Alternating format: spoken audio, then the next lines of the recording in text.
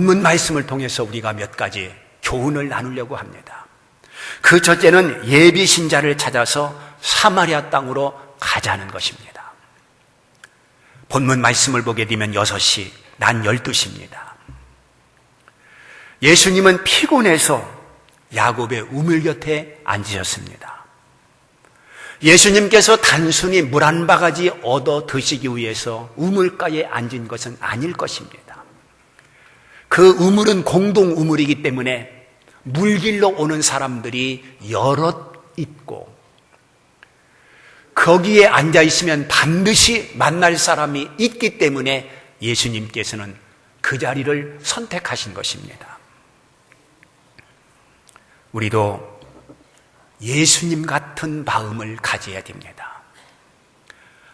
환영하지 않는 곳이라 할지라도, 우리를 받아주지 않는 사람들이라 할지라도, 그 사람을 구원하려는 목적을 가지고 있다면 반드시 찾아가야 되고, 그리고 만나야 되고, 그리고 전해야 된다고 하는 것을 보여주고 있는 것입니다.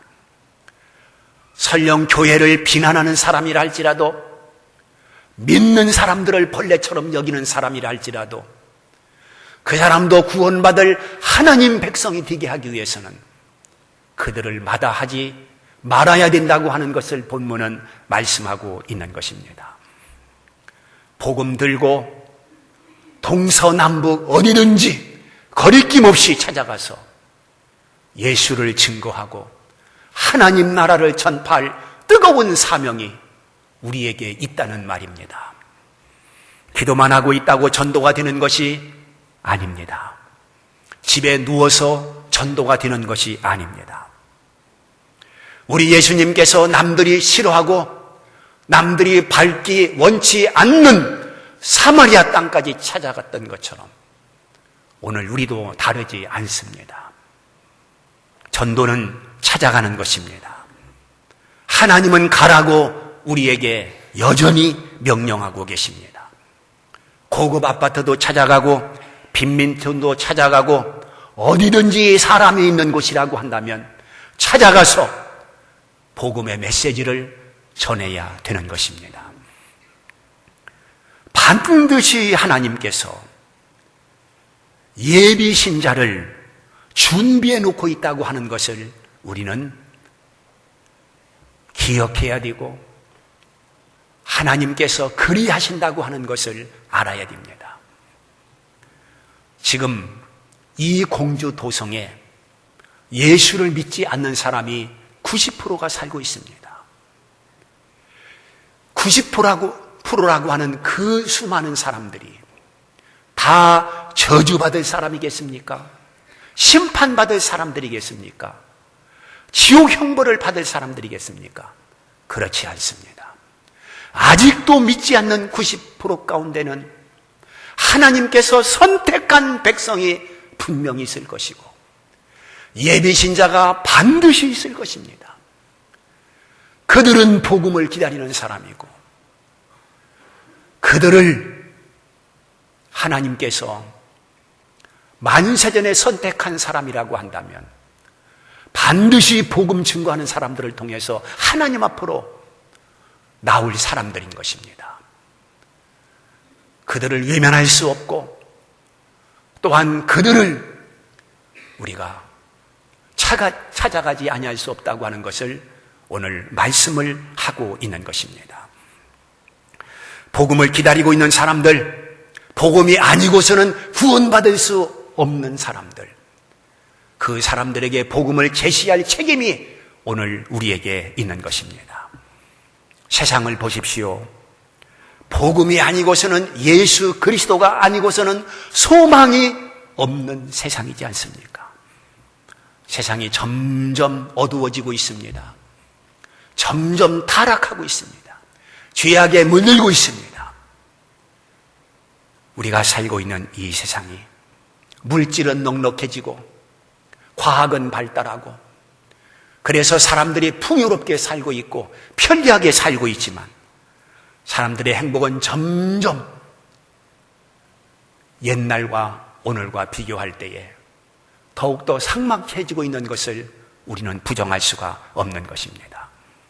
인생을 비관하며 죽어가는 사람이 하루에 42명이라는 이 안타까운 현실 앞에 우리가 살고 있는 것입니다. 그들이 뭐가 부족해서 죽어야 하겠습니까? 그들이 뭐 때문에 자살을 해야 되겠습니까? 그들에게 정작 필요한 것이 복음이지 않겠습니까? 하나님 나라의 소망이지 않겠습니까? 그들에게 복음의 메시지를 전해줄 책임이 바로 오늘 우리에게 있다는 말입니다. 사마리아 땅에 살고 있는 사람들, 저 세상에 살고 있는 사람들, 반드시 하나님께서 선택한 사람들이 있다고 하는 것을 믿고 복음 들고 그들을 향해서 달려갈 수 있는 우리가 되지 않으면 안 되는 것이고, 해피데이를 하는 이유도 바로 여기에 있는 것이고, 해피데이를 통해서 그들에게 복음이 전달되기를 하나님께서 기다리고 계시다고 하는 것을 기억해야 될 것입니다. 예수를 믿지 않는 90% 가운데에 목사도 있고 장로도 있고 혹은 집사나 권사도 있고 하나님 나라의 백성들이 거기 있다고 하는 것을 알아야 될 것입니다. 그들이 저절로 자기 발로 하나님 앞에 나오기는 어렵습니다. 하나님이 선택하면 반드시 하나님 앞에 나올 것이라고 하는 안일한 생각을 가져서는 안 되는 것입니다. 로마서 10장에 기록된 말씀처럼 믿음이 구원이라고 했고, 그 믿음은 복음을 통해서 생긴다고 했는데, 복음을 전하는 자가 없이 어찌 그들이 복음을 듣고 믿겠느냐고 말씀을 하고 있는 것입니다. 그러므로 복음을 증거하는 자, 그 아름다운 발을 통해서 하나님의 역사가 일어나는 것이고, 하나님의 원대한 계획과 그 뜻이 성취된다고 하는 것을 기억해야 되는 것입니다. 그 책임이, 그 주인공이 바로 나에게 있는 것입니다. 죽어가는 생명들을 안타깝게 여길 수 있는 그러한 불타는 심정이 오늘 우리에게 살아있어야 되는 것입니다. 사랑하는 성도 여러분, 지금 사마리아에 살고 있는 사람들이 누구를 먼저 만나느냐 하는 것은 대단히 중요한 일입니다. 그들은 진리에 대해서 모릅니다. 교리에 대해서 모릅니다. 하나님에 대해서 백지 상태에 놓여 있습니다. 그러므로 만나는 사람에 의해서 그림이 그려지는 것입니다. 여호와 증인을 만나면 여호와 증인의 교인이 되는 것이고, 신천지를 만나면 신천지 교인이 되는 것입니다. 거기는 구원이 없습니다. 바로 거기는 배도자들이 모인 곳입니다. 하나님 나라가 아닙니다. 그러므로 우리는 바른 진리, 성경적인 진리를 가지고 그들을 만나 그들이 바른 신앙을 가지고 살아갈 수 있도록 만들어야 된다는 말입니다. 오늘도 집집마다 거리마다 목숨 걸고 포교하는 이단들이 있습니다. 그 이단들에게 그 순수한 영혼들을 결코 빼앗길 수 없고 맡길 수가 없는 것입니다. 그러므로 지금 이때가 하나님께서 우리들에게 부여해 주신 무거운 책임을 질 때라고 하는 것을 기억해야 될 것입니다. 바른 복음을 가지고 바른 진리를 가지고 나만 붙들고 있어서는 안 되고, 이것을 반드시 나누어야 되는 것입니다. 그래서 하나님께서 전도자들에게 생명의 면류관을 약속해 주고 계시는 것이며, 온 천하에 다니면서 만민에게 복음을 전파하라고 명령하고 계시는 것입니다. 에스겔서에 있는 말씀을 보게 되면 복음을 듣지 못할 때 죽는다고 했습니다. 그런데 그 책임을 하나님께서는 전하지 아니한 자에게 핏값을 찾겠다고 말씀하고 있는 것을 볼 수가 있습니다. 복음을 전했는데도 불구하고 그가 믿지 않는다면 그 책임을 그 사람에게 묻겠지만은, 복음을 전하지 않고 그 사람이 죽는다면 그 책임을 복음을 전하지 않는 사람에게 묻겠다고 주님은 말씀하고 계시는 것입니다. 우리는 이 말씀의 무거움을 느껴야 되는 것이고, 복음의 증거가 얼마나 귀한 것인가, 또한 반면에 복된 것인가, 하나님께서 애타게 원하시는 것인가, 하는 것을 우리는 알아야 되는 것입니다. 나가지 아니하면 사람을 만날 수 없습니다. 사람을 만나야 복음을 전할 수가 있는 것입니다. 우리 사람을 만나서 복음을 제시하는 것이 믿든지 안 믿든지 책임을 하나님 앞에 맡기고 우리가 할 일은 복음을 증거하는 일이라고 하는 것을 알아야 됩니다. 두 번째는 지혜롭게 접근해야 됩니다. 접근 기술을 예수님께서 우리에게 보여주고 있습니다.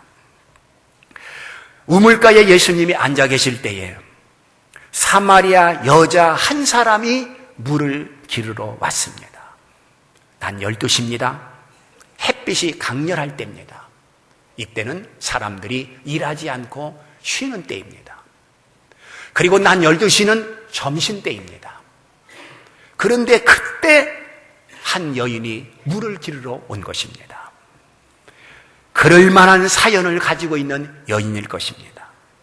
다른 사람의 눈을 피해 그저 살며시 몰래 물을 기르러 온 여자인 것입니다.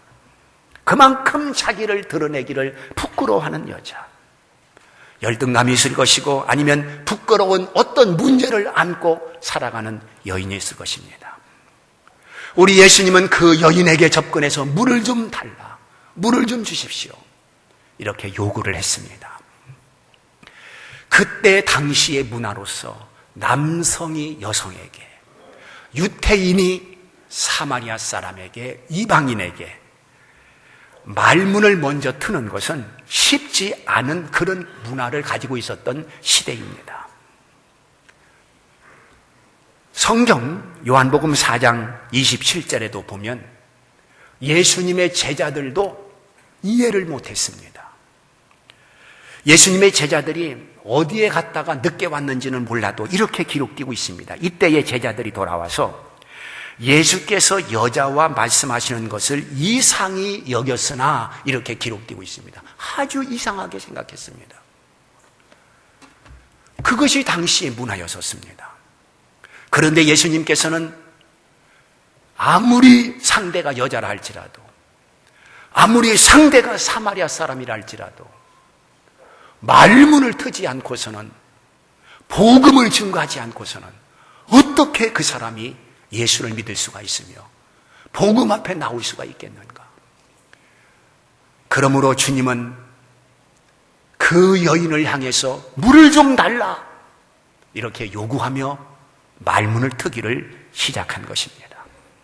전도는 벙어리로 되는 것이 아닙니다. 전도는 침묵으로 되는 것이 아닙니다. 하여튼 말을 해서 복음을 제시할 때 믿든지 안 믿든지 결정이 되는 것이지, 사람들을 보고 그냥 멀뚱멀뚱 쳐다보기만 한다고 해서 어떻게 복음이 전달될 수가 있겠습니까? 해서 예수님께서는 그 여인에게 물을 좀 달라 다가갔습니다. 예수님이 다짜고짜 회개하라, 천국이 가까웠다 그렇게 외치지 아니했습니다. 대중 앞에서 예수님은 그렇게 설교하셨던 분이십니다. 그러나 관계전도에 있어서, 개인전도에 있어서 주님께서는 그렇게 접근하지 아니하시고, 그 여인은 지금 물이 필요해서 온 사람입니다. 그래서 물을 길러 물동이를 이고 온 여자입니다. 주님께서는 물을 가지고 접근을 했습니다. 그 사람이 공감할 수 있는, 또한 그 사람이 마음속으로 원하는 것을 가지고 주님은 그 여인에게 말문을 튼 것입니다. 예를 들면 아기를 데리고 있는 사람에게 전도하려고 한다면 다짜고짜 예수 믿으시오 보다는 그 아기에 대해서 예쁘다, 똑똑하다, 잘났다, 앞으로 훌륭한 사람이 되겠다, 이렇게 접근한다고 한다면 그 아이의 어머니의 마음이 열려질 것입니다. 그 열린 마음 속에 복음의 씨를 심기를 주님은 원하신 것이고, 그것이 전도의 비결 가운데 하나라고 하는 것을 우리에게 보여주고 있는 것입니다. 사랑하는 성도 여러분, 한 사람이라도 구원받는다면 우리는 결코 그 일을 포기할 수 없는 것입니다. 이 일에 우리가 마음을 합해서 또 이 일에 우리가 뜻을 합해서 하나님이 기뻐하시는 일에 결코 주저하거나 주춤할 필요가 없는 것입니다.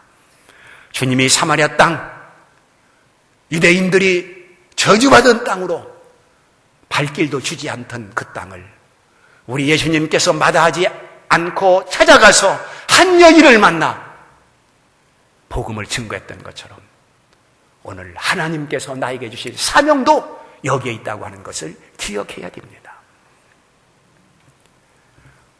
오늘날 문제를 안고 사는 사람들에 대해서 말씀을 드려보면 대화를 하다 보면 다 문제가 있습니다. 다 고민거리를 이고 없고 살아가고 있습니다. 나름대로 다 한이 있습니다. 본문의 사마리아 여인을 예수님께서 대화를 하다 보니까 6 남편이 있었다는 거예요. 겉으로는 나타나지 않습니다. 그저 물동이를 이고 물을 길러 왔을 때는 전혀 그런 것이 드러나지 않는 평범한 여인으로 보였습니다. 그런데 예수님과 대화를 나누다 보니까 이 여인은 6 남편을 데리고 사는 여자였었습니다.